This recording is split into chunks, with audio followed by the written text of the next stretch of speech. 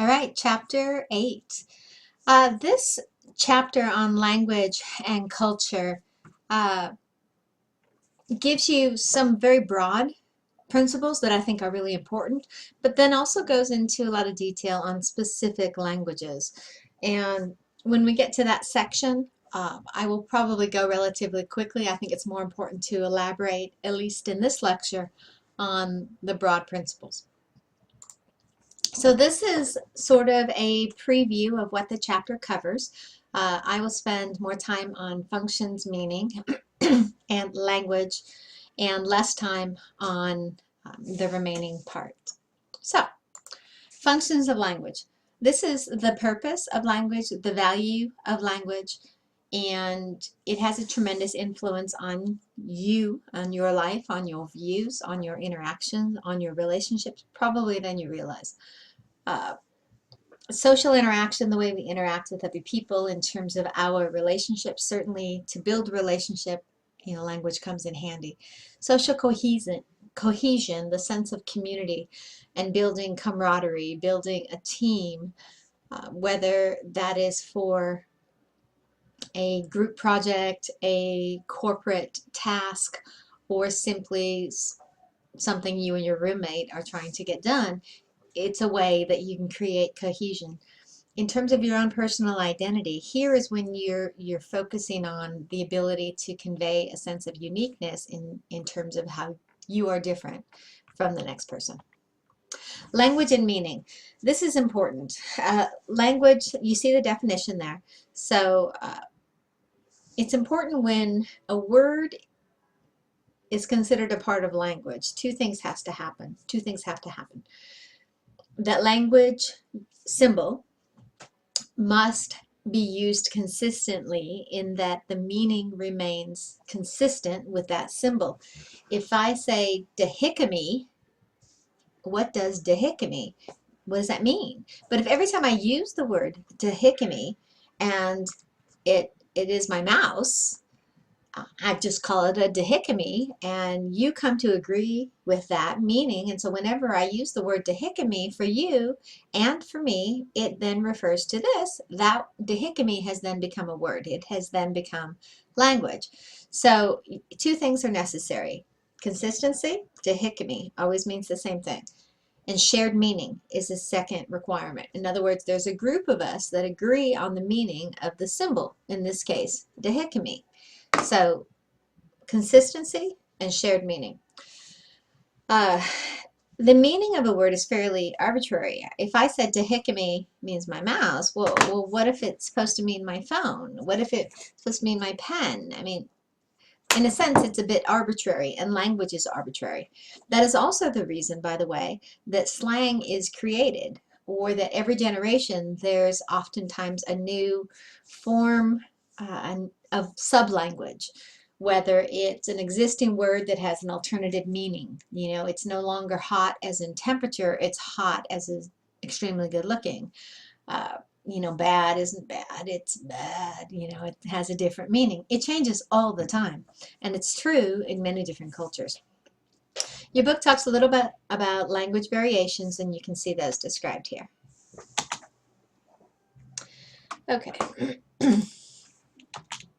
Let me just go down. There we go. Okay, conversational taboos. Because language has a denotative meaning and a connotative meaning. Denotative meaning is, of course, the dictionary definition. It's the black and white meaning of a word. Connotation is the more subjective meaning, and it can vary from person to person.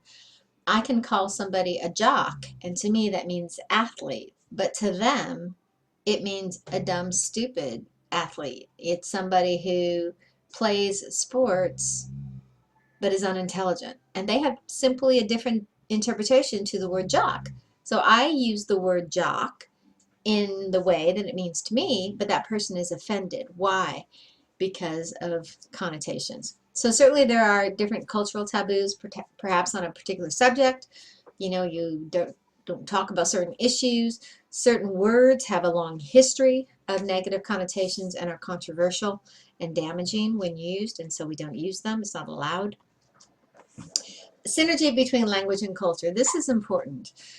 Many people have argued that the limits of your language are the limits of your world, which, by the way, is one of the biggest arguments about why it's beneficial to learn a second language. The idea that if you have a culture that does not have a language with a past tense, then one has to ask, does the past realistically even exist within that cultural paradigm? So there's a strong connection between culture and language and what its belief system is.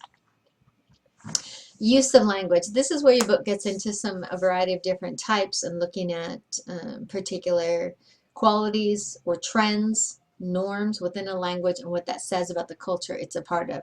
And so it explores Spanish, it explores several different Asian languages, explores Arabic, and you can take your time and read that later, and of course looks at English. In terms of interpreting and translating, another section I'm going to go through quickly. Your book gives you several examples where this has been very problematic. In some cases, very seriously, such as in a medical situation when a child is the translator between the physician and his mother, and because of gender issues, modesty issues, the translation is not accurate, the answer does not get to the physician, and something is never diagnosed because of lack of information. The other area where you find this coming into play is in business, where you can have a business company, corporation, who's attempting to migrate their business into another country and trying to translate. I'm laughing because my dog is snoring. You probably can't hear it, but it's funny. For example, Pepsi, years ago, Pepsi's had a slogan that was Pepsi, come alive with Pepsi. Translated into Chinese, it was Pepsi-Cola brings your ancestors back to life. So obviously that can be a bit problematic. So, and lastly, your book ends with a discussion on some practical advice in terms of the use of translators. Lastly, your book talks about technology, and certainly nowadays in a digital world we use technology all the time. I'm sure many of us have used Google Translate to translate into another language, or we have attempted to interpret or to understand, and we translate into our language. I was doing this, I think last month on something that was on Facebook and trying to translate it into English and using Google Translate. So there are definite advantages to that and some disadvantages as well. And that's chapter 8, I think. Yes.